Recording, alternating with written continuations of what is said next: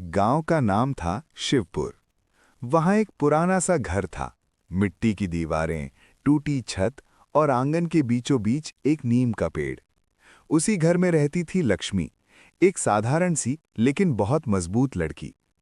लक्ष्मी के पिता नहीं थे, माँ बीमार रहती थी और घर चलाने की पूरी जिम्मेदारी उसी पर थी। दिन में वो दूसरों के खेतों में काम करती और रात को माँ के पास बैठकर दिया जलाती।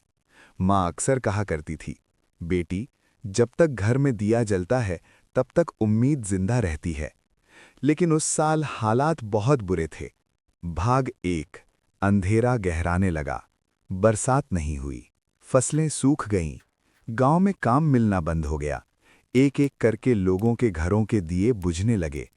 लक्ष्मी के घर में भी तेल खत्म होने लगा। एक रात माँ ने कमजोर आवाज में कहा, आज दिया मत जलाना, तेल बचा लो। लक्ष्मी की आंखें भर आईं। उसने कांपते हाथों से आखिरी बचा हुआ तेल निकाला और दिया जला दिया। अगर आज दिया बुझ गया माँ, तो मेरा हौसला भी बुझ जाएगा। भाग 2। उम्मीद का अपमान। अगले दिन लक्ष्मी काम की तलाश में गांव-गांव घूमी। लोगों ने साफ मना कर दिया। किसी ने कहा, लड़की होकर क्या कर लेगी? किसी ने ताना मारा, हिम्मत से पेट नहीं भरता।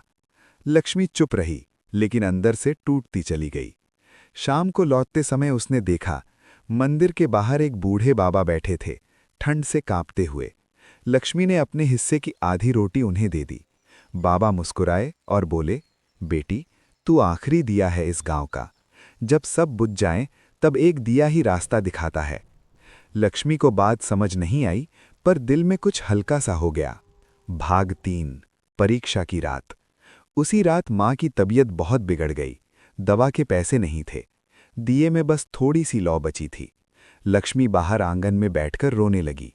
हे भगवान, सब कुछ छीन लिया, अब क्या बचा है? अचानक जोर की आंधी चली। पास के सारे दिए बुझ गए।